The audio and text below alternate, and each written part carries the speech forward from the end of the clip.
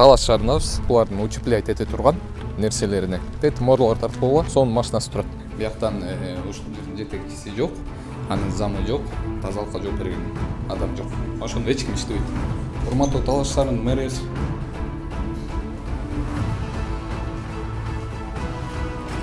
Биякта жок. Куралыч кандай соңгу салып берет мамлекет. Звонили в службу голосовой почты. Сорочу экен. Аз бул жакта чипи болуп же бир нерсе болсо ким жооп берет? Ал жок. Анын ордуна ким таштап кеткен эмес? Ким иштеп атат? Иштеп атышабы негизи? Талай байкесизби? Ооба. Жумуштасызбы? Жумушта? Мен азыр 17 жаштап эгер өтө коркунуч кетирбесе текшерип алса бербейт. Анан бул жакта жүрүнүп отуруп жүргөндө эмне? Текшерилип атабыз дейт. Эң кызыгы бул жакта ишкерлер, гос органдын ишкерлери жок азыр.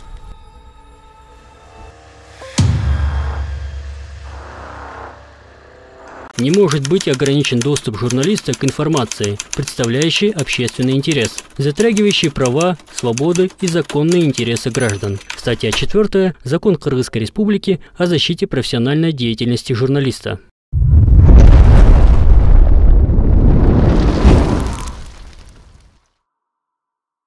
Салам достор, биз бүгүн Талаш шаарынабыз. Талаш шаарынын Санапедим станциясына келдик. Келип бул жактан маек куралык десек, ушул жактын жетекчиси менен Чолпон деген эже экен. Отчествосын унутуп атам. Ал эже азыр отпускада экен, анын ордуна замы калыптыр, замын таппай атабыз. Анан биякты көздөй басып келдик. Сиздерге көрсөтөлүк деп ушул жерге басып келдик. Бул жакта көмүрлөр бар экен. Тартып койгула, бул жерде бир нече тонна көмүр турат. Мунун баарын тиги бул жердеги ушул Санапедим станциянын ушул жердеги ССГорода Талаш ушулардын утеплять эте турган нерселерине, морлор тартып койгула, утеплять эте турган нерселерине кетет. Бул жактан карап койгула, жапжаңы новенький, орусча айтканда, сонун машинасы турат. Мындай эле караганда көрүнөт да, что ушул жаңы машина экенчи, достор. Анан ушунча мамлекет достор, ушундай нерсени кылып берип атат, буларга шарт түзүп берип атат. Иштегени, бирок иштегени гана. Талаш шаарынан канча деген жалоба өтөт бизгечи. Чакыра эле беришет, бизди чакыра эле беришет ошол жака. Талашка келгиле, бизди карап бергиле ушул жерлерди депчи. Бул жактагы ошол Санапедим станцияга тиешелүү болуш керек, көрөлүк.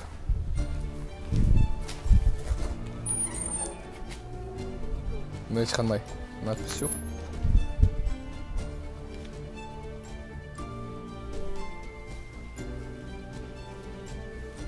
Эч кандай надпись жок. Ал жак жаңы салынып атыптыр. Кыралыч кандай соң кылып салып берет мамлекет. Тиги жакта техникалар жүрүп окшойт,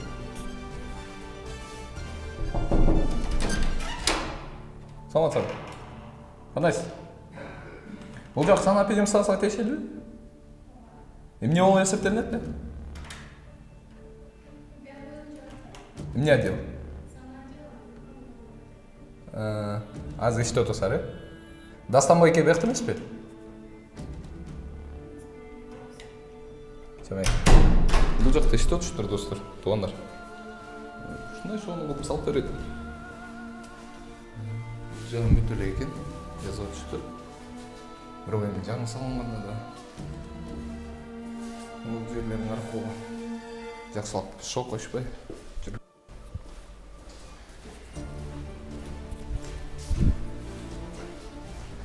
Анан мамлекет ушундай сонун кылып буларга шарт түзүп берип аткандан кийин бир эле нерсени сурана алсалардан иштеп койгула деп элечи.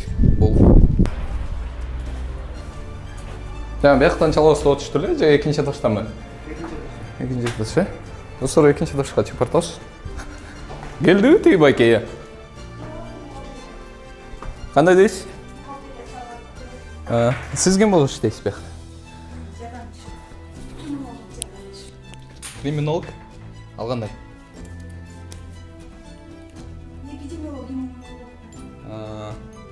Шаардын тазалыгына ким жооп берет, кафелер? Ал каякта? Алда жокпу? Алда жок, Кимдейсиз? Кенжегүл. Кенжегүл кабыл клубуна. Жок, бек. Эже чалып көрдүңүзбү?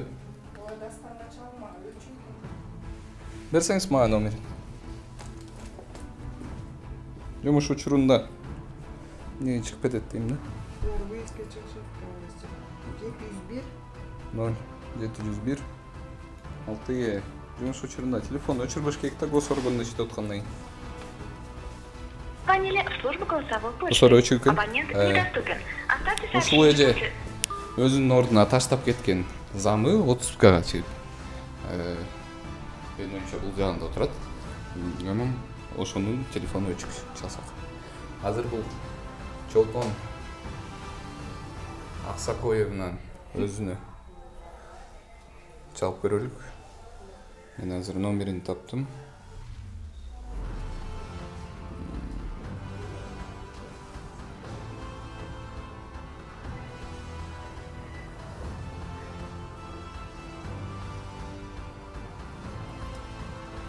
Бияқта тартпаңыз. Мен определительный Сампин Чолпон Б деп чыгат. Чалып көрөлүм.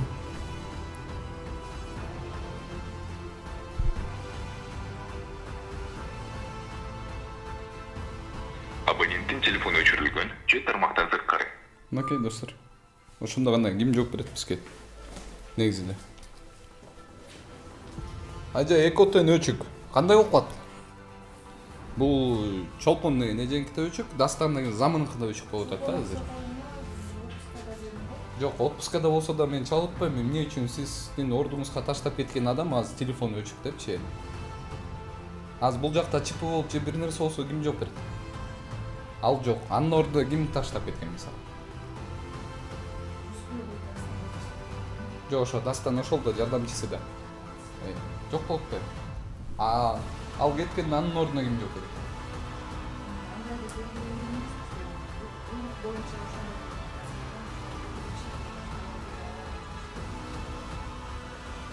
Кенжегүл деген эже ал да жок.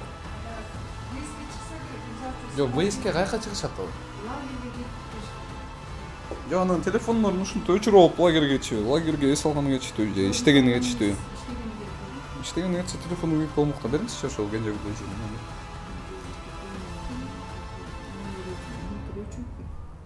Ал да өчпөгөн. Баары чогуу болуп бир жакта жүрүшүп окшойт. Жок, андай эмес.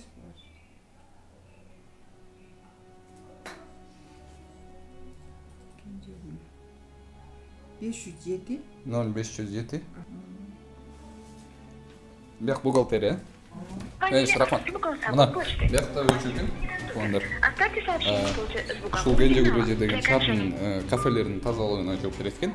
Бияктан ушул жердин жетекчиси жок, анын замы жок, тазалыкка жооп берген адам жок. Ошондо эч ким иштебейт. Урматтуу Талаш шаарынын мэриясы.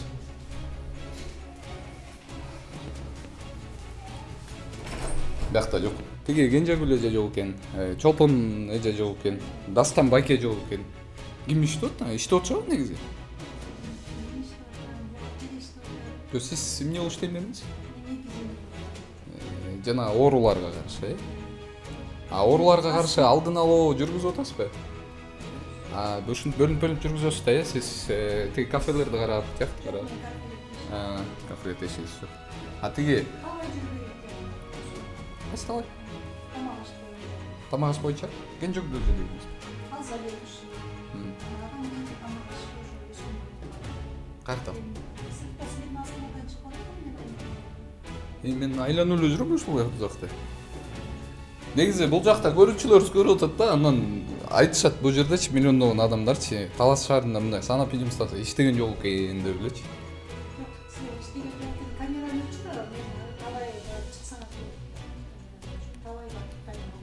Жок, камераны эмне үчүн? Өчүрө албайбыз биз камераны. Ушул биздин жумушубуз.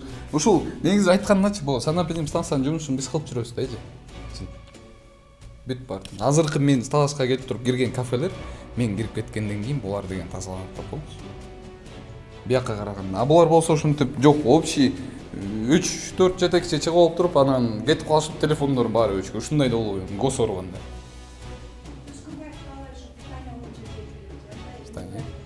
Чалкыңызчы. Мен.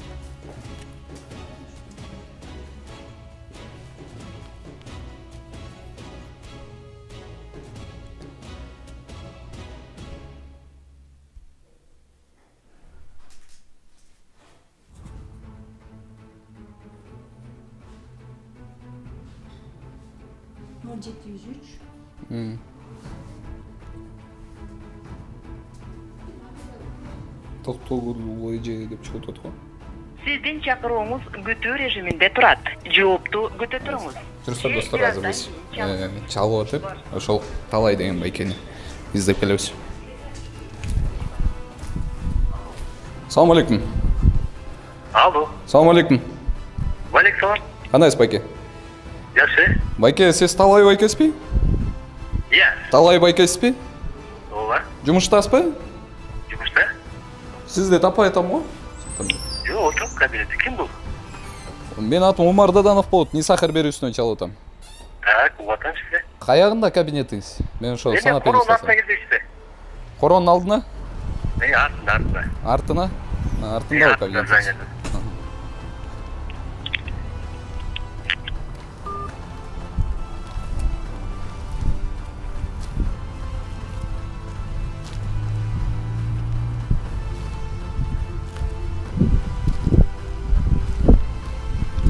Коронун артындагы здание.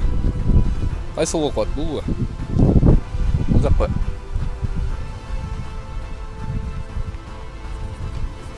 Бул жак эмне жер экен я байке? Салам алейкум. Азыр ремонтпу? Мамлекет ушундай сонун лаборатория ачып бериптир. Каралгычы. Талай дейт, кабинетте экен. Кайра бул жакка кирели, коронун артында здание дейт. Жаңы эле сизди көргөндөй болдум. Салам алейкум. Кандайсыз? Жакшысызбы? Сиз тамак ачатына жок көрөп турбайсызбы? Тамак ачатына.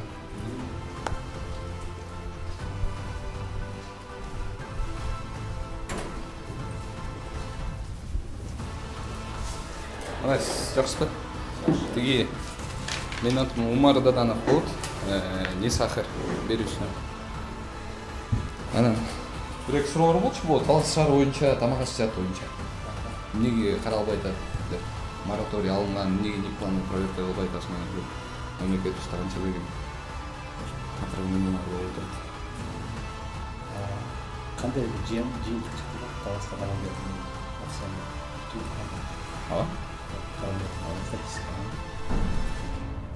Сизге түшүндүрүп коеюн да, сиз билесиз, 3 жылдан бери мораторий.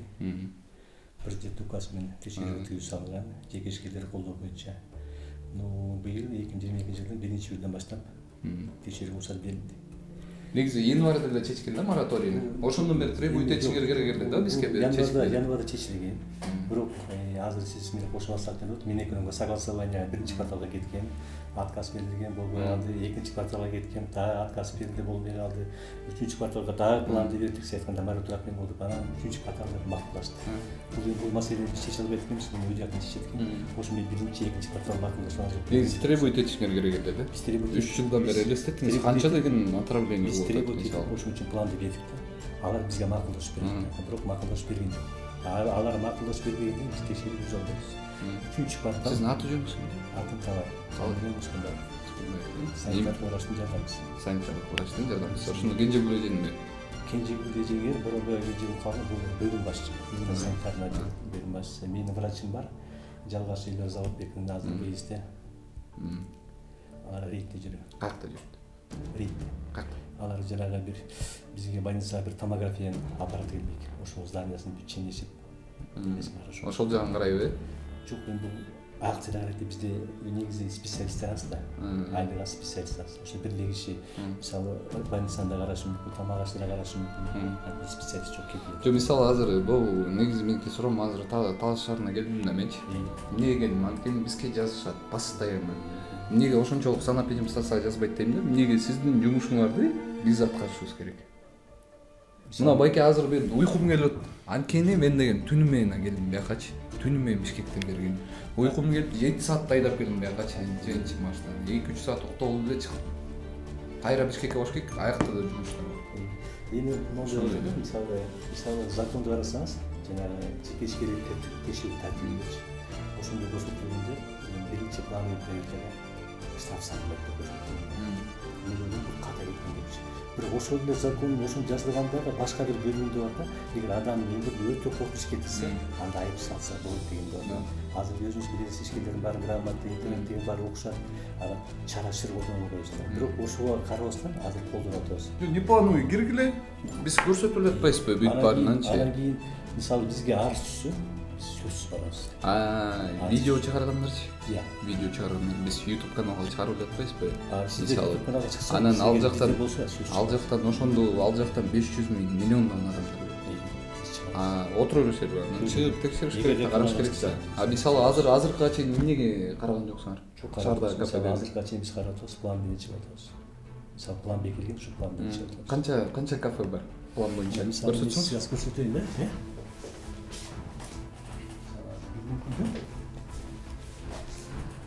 Bismillah. Yüzden başladık. Keşfet başladık da. Mesela bir iki misal gittiğimiz. Mesela bu kafenin arkadaşlar. Mesela kafelerin mesela. Yakında da kafe ayda 3 milyon straf saldık. Kafe damdurga 1 milyon straf saldık. Mesela bu nasıl bir Ama fast food damdurga 1 milyon saldık. Kayra kafe funksiyonunda 3 milyon straf saldık. Bundan böyle sıkıntıyla GTR misyon straf saldık. Bundan Marden'de 3 misyon saldık. 3 misyon var. Orada 13 misyon var. 23 misyon var strafları salıp geletiyoruz. 23 misyon var. Bizim o litseyi var. Yani siz aytkan litseyi. Oşo 23 misyon saldık. Yine azı 17 de straf var. Bunaki misalı bunda GTR misyon salıyoruz. Bunaki 3 misyon. GTR misyon. Bunaki 17 misyon salıyoruz. Hazırda planda kaysalar var? Негизи Оштарда канча объект бар? Азыр бизде 89 объект бар. 89 эле учетто турат. Жабылып калышы мүмкүн, ачык болуп калышы мүмкүн. Бул мен мисалы талашчыларына келбедимби? Мен текшерип кеткен жерлер деген алар эми эртеңден баштап, азыртадан баштап ошол жактын баарын тазалап убуруп калышат да. Буга чейин кылып койсо болмок да байке. Буга чейин сиздер барып койсоңуздар болмок да. Мисалы барып бул штрафтарды саласыңар. Штрафтарды салып туруп кетсеңер, ал ишкерге 3 миң сом мындай эле аларчы. Жөнүнө берүү эле болот. Мисалы мен сизге шундый коюм. Мисалы, мен чөбөлөштү вариантта. Бул 3-чү кварталга түзүлгөн план. Ушул план мен экономия менен макулдашат. Ушул планда көрсөтүлгөн объектиди мен ушул 3 кварталда карайм. Сиз айткан мисалы сиз азыр башка объект кетсеңиз мен каралбайм. Анткени планда жок. Ушул планда. Бул объекттин баары 4 кварталда. Планды ким берди? Мисалы планды биз түзөбүз. Мисалы азыр 3-чү квартал планы бар, 2-чи квартал планы бар. Очерет мен. Очерет менен мындай шырында баары бир каптап алып кете албайбыз да. Ушул план менен гана каралабыз. Мисалы сиз көргөн азыр кафе мисалы 3-чү кварталда жок, 4-тө бардыр, может 2-де бардыр. Ушуну башы мүмкүн десе айтпайсыз, бир кафе менен депчи. Бар качан бар? Булар эми азыр өзү срок келет да, сроктор келгенде текшеребиз. Мисалы 22 августтан башталат. Азыр бизде текшерүү аябай эметер закон көрсөтүлгөндө, ишкерге текшерүү тартиби аябай эмет. Жок, текшеришиңер керек. Эл деген силерге ишениш керек. Санэпидемстанция бизге эмес, силерге ишениш керек. Эгер мурункудай союз нуалда болсо, анда жакшы болот. Анткени бул жак деген госорган общий коллективно жазгыла тигил жака жазып айткыла бизге ушундай бергиле. А то элдер монтип уланып, биз жаман көрүнүп атабыз депчи. Азыр мисалы бул көрүүчүлөрүбүздүн баары тең санэпидемстанцияны жаман көрүп. Полностью. Мисалы сиз билсеңиз керек, бизге союз нуалда жеңил болчу. Союз нуалда биздин кызматта көбүрөөк бар болчу, ада жазылганда күндүн кайсы күнүндө болсун жүрөгү текшерүүгө укугу бар деп биз текшерчү ушундай тартип болчу да. Азыр жок. Азыр мыйзамда көрсөтүлгөн. 1 жылда 1 жыл текшерип мыйзам бар. Анын ишкерин баары билет. Баардыгы билет да. Неплановый текшерүү берсе. Неплановый эгерде арыз түшсө, анын да бир жагдайы бар. Эгерде ошол арызда көрсөтүлгөн жагдайлар адамдын өмүрүнө же жаратылышка өтө коркунуч кетирсе, текшерүүгө уруксат. Эгер өтө коркунуч кетирбесе, текшерүүгө уруксат берилбейт. Бир мисалы. Өтө коркунуч дегенде жана газ баллону эле өтө коркунуч. Ошол эле кыйын болот эле. Мисалы мурун ошолдой кафенин тазалыгына арыз түшсө, биз ачык. Азыр тазалыгын арчы айтам, кечирип коюңуз. Бул адам өзүнө көз кетирген жок. Тазалык болсо кайрылып кетчү. Эми кызык да закон. Кандай да биз барабыз. Атырайны болгон деген биз барсыз. Мындай эми сайса мындайраак дал кетпейт да ушундай. Мисалы мурун жеңил болчу. Ошон үчүн общий жазгыл тегил жака. Анан бул жакта жүрүп отуруп жүргөндө эмне барсыздар мен. Жо түшүнүп атам, мунун бар бат эле жазып кетип койсо болот. Биякта кыздар отурат, мисалы ар жакта тура ошолор менен биргеликте бат эле бүтүп болсун. Анан отуруп жүргөндө андан көрө тазалап эле салгыла да. Мисалы жана айтып атпаймынбы, мен түнү менен мисалы биз уктабай албай талашка чейин келгенден көрө силердики таптаза деп мактанып турушса жакшы да.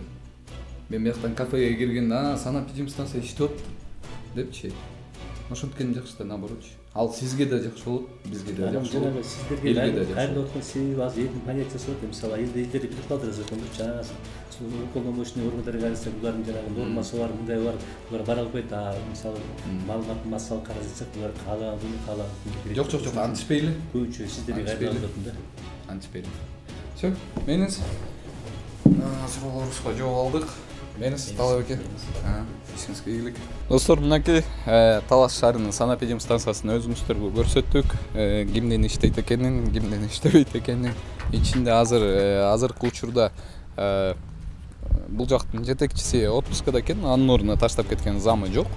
Андан тамак ашыяттан жооп бере турган Кенжегүл деген эже жок. Тигил жакта бир эле байке отурат, Талай деген байкебиз. Калгандары бухгалтер, анан жана ооруларга каршы иштеген эже экен. Ошолор эле иштеп атышыптыр мына. Госорган.